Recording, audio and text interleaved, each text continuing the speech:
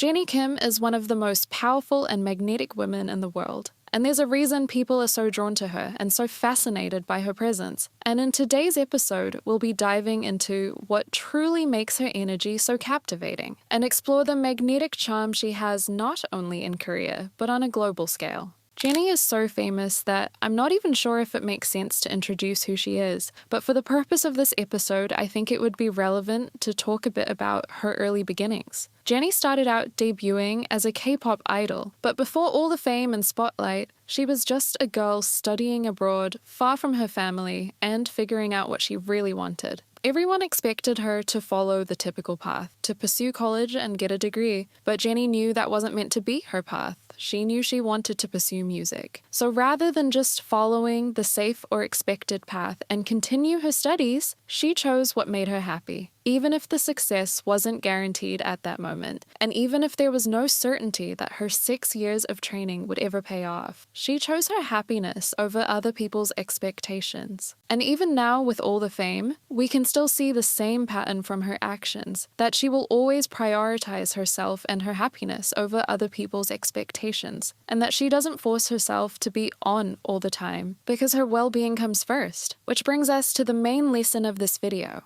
Always choose you. Jennie didn't follow the path that made the most sense to others. She followed the one that made sense to her. And choosing to honor what felt right, even when it was risky or uncertain, is exactly what's transformed her from a girl who wanted to become a K-pop idol to becoming one of the most recognized names in the industry, a record-breaking solo artist, being the face of major luxury brands like Chanel and Calvin Klein, and even a rising actress as well. Some might call it selfish that she always puts herself first, but many would agree it's actually a sign of self-respect and self-love. I think one powerful example of Jennie choosing herself was during a time when she was being heavily criticized for looking lazy during performances. People online were quick to judge her, saying she wasn't giving her full effort. But what most didn't realize at the time was that Jennie was actually performing with an ankle injury. And instead of pushing through recklessly just to please fans or avoid backlash, which could have seriously worsened the injury and possibly risked her entire career, she made the brave decision to listen to her body. And she still showed up, meaning that she still performed. But she also gave herself the space to heal, even when the world didn't understand. And when she recovered, you could see it that she came back even stronger, giving her all in future performances and thriving in new projects and ventures that she likely wouldn't have been able to pursue if she hadn't taken care of her health first. And in an industry that often pushes idols to keep going no matter what pain they're going through, and where there's a lot of pressure to prioritize everyone else's happiness over your own, I think Jennie choosing her well-being was really a brave choice. And that same commitment to honoring herself is reflected in how she handles her career too.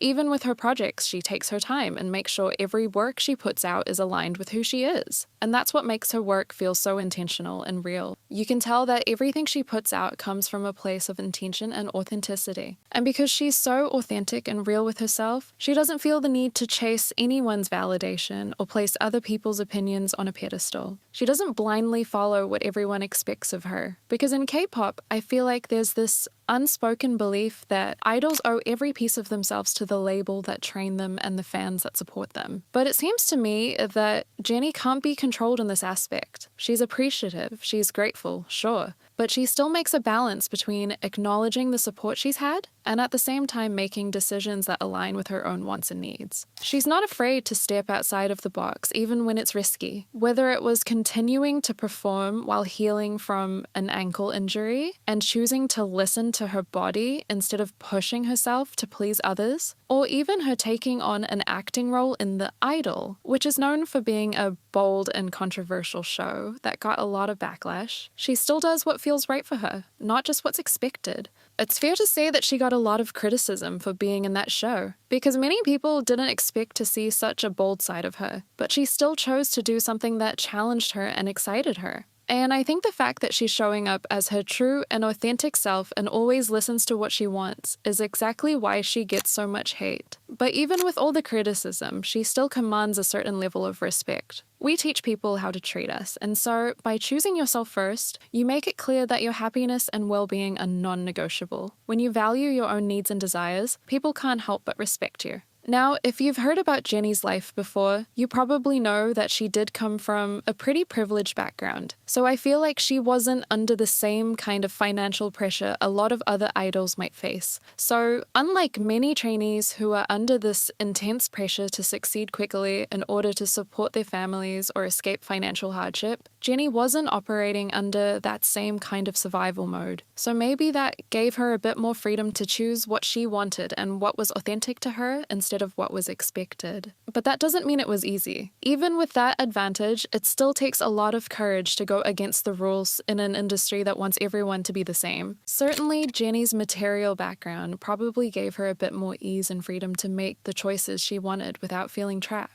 But we don't need to come from the same privileged background to adopt her mindset. We can still create that freedom by investing in ourselves, by building financial independence, and by learning to love ourselves. And this comes in many ways. For example, if you have your own money, right? Even if you find a partner that provides for you, you are not dependent on him. So if you feel like he's not right for you, you always have the power to walk away without fear. Or for example, when you give yourself all the love you need, it becomes much more easier to walk away from friends or persons who don't appreciate you and value you the way you expect them to.